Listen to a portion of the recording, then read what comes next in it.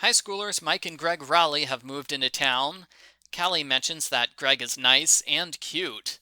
Frank is angry. His girlfriend likes another guy? He must be the culprit. Argo Funk Book Review. Argo Funk Book Review. Mike tries out for Joe's spot on the football team, and I would be fine if the rest of the book was high school drama like this. But no, this is an action series, so we're gonna get things dangerous real quick. Mr. Raleigh's a wealthy businessman. He is a family friend of the Hardys. He went on a business trip to California and came back with a bride. Sounds like some business trip. Greg and Mike are fine with their new stepdad until something goes wrong. Mom is now scared, paranoid. They found her reading a red book and crying. She made them swear not to tell anyone about it. Either she's in danger, or she was reading that really terrible Hardy Boys book. The Hardys go to Raleigh Mansion and search Mom's bedroom. Frank opens up her safe when an armed gunman shows up. There's a minor fight as both groups mistake each other for thieves. It turns out he is John Dunn, Private Eye. Mom hired him to protect the book, but he's too late. Somebody already stole the book and replaced it with a blank book.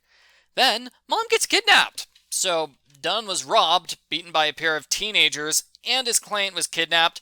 He's a terrible detective. There's a strange scene at this point. When the Hardys come home, Aunt Gertrude lectures them. She talks about a movie she saw where a woman finds the secret diary of her husband's first wife. The more she reads, the more worried she becomes that her husband's a killer, and she's gonna be the next target. But Aunt Gertrude fell asleep, so she didn't see the rest of the movie. We never hear about this again. The culprits are deliberately copying an old movie. Why didn't the Hardys watch this movie? They would have learned the culprit's scheme. Greg gets extra flirty with Callie and offers her a ride home in his fancy car. They're late because two culprits tried to run them off the road, and Callie is so impressed because Greg saved her life. Jealous Frank is jealous. The kidnapper calls and tells them to show up with the money at midnight in a bad part of New York. In what I call a terrible decision, Frank, Joe, and Detective Dunn disguise themselves as the Raleighs and take their place at the drop-off. The culprits easily sneak up on our heroes. They don't seem to care that there isn't any money. Weird. They kidnap the Hardys and take them to Mom. Mom saves their lives by saying the Hardys are not her real sons. I don't quite follow that logic, but I suppose it doesn't matter. Mom tells the story of finding the secret book, which matches perfectly with Aunt Gertrude's movie. She thinks Dad is a murdering spy, and he set up this kidnapping scheme as an overly complicated plan to kill her. The three of them escape through the window, and we have the drop-off, take two. This time, the culprits steal the money, Greg and Mike.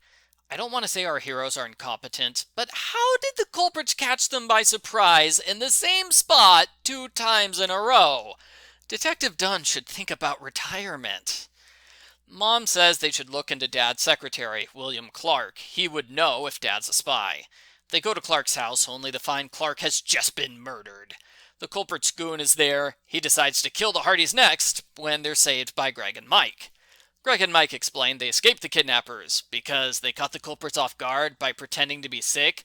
Callie is so impressed by their story. He's like a superhero. Jealous Frank is jealous again.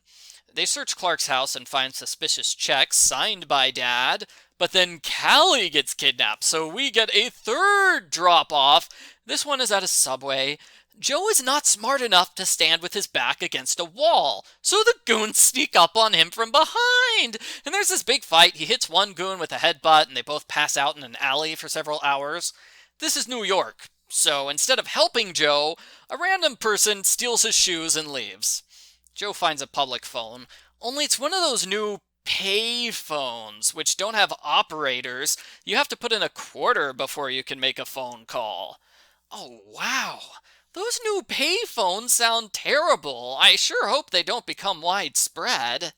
So Joe wanders around until he finds a guy who's challenging people to a basketball shot contest. Coincidentally, the prize for winning is a quarter. Joe wins and calls Mom, who says 2 sentences before the line goes dead. What a waste of a quarter. Joe asks for a ride back to town, which is honestly what he should have done to begin with. The goons are watching outside the house, and Joe overhears them say Dad's their boss. So he sneaks past the goons, he captures Dad and brings him to the others. It turns out Dad is innocent. Mom, Greg, and Mike are all paid actors who have been hired by the Russians to get Dad's top secret technology. They've been fooling the Hardys all along, and this is a good plot twist. All of the victims are actually secret culprits. Here's the problem with the plot twist. The back cover spoils it. The back cover says the entire thing is a scheme against Mr. Raleigh, so if you read the back of the book, the summary, you know ahead of time that Dad is innocent. Frank shows up unexpectedly, just in time to save Joe, but then Dunn shows up unexpectedly, just in time to save the culprits, but then Chet and Biff show up unexpectedly, just in time to save our heroes. It's nice to see Chet be a legitimate hero, although it is followed by, Chet sits on the culprit, which works because he's fat. The typical Chet joke. Dunn confesses they were holding Callie at Clark's house. It turns out Clark isn't dead after all. He's the ringleader of the group. He holds a gun to Callie's head, and I'm just kidding. The book follows Frank. As he picks the lock to the back door, he misses the entire fight against Clark. It's pretty disappointing. I forgot to mention, the culprits make some grim threats against Callie's life in this scene. I thought that we would get a follow-up to it, but no, we miss out on the fight against her captor. Frank admits he was jealous of Greg, which made him jump to conclusions. Callie says good, because she was trying to get him a little jealous. Callie, next time just tell Frank you feel ignored. Don't get involved with kidnappers just to get his attention. The end. Post-book follow-up. This was mostly a good book. It can be a little hard to figure out who was kidnapped when because we have 5 different kidnappings, all of which are followed by escapes. 8 kidnappings if you include Joe kidnapping Dad and Frank and Dunn pretending to be kidnapped on the subway station. Why were the culprits fooled by Frank pretending to be kidnapped? Surely they knew they didn't kidnap him.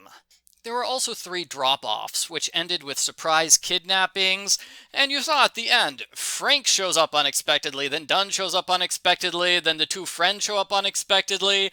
You could argue this book just repeated the same few ideas over and over again. I think the book would be improved if they got rid of the Greg and Mike kidnapping. They come back almost immediately, so it's not a big deal. Replace that with the scene of Joe stopping the culprit. Overall, the book kept me entertained, but it confused me trying to keep track of who was kidnapped when. Oh, and the Frank is jealous stuff wasn't so good. It probably would have worked just fine if Callie was part of their detective team like normal, rather than she's part of our team just so we can have boyfriend drama. I give Hardy Boys Casefiles number 15, Blood Relations, a 7 out of 10.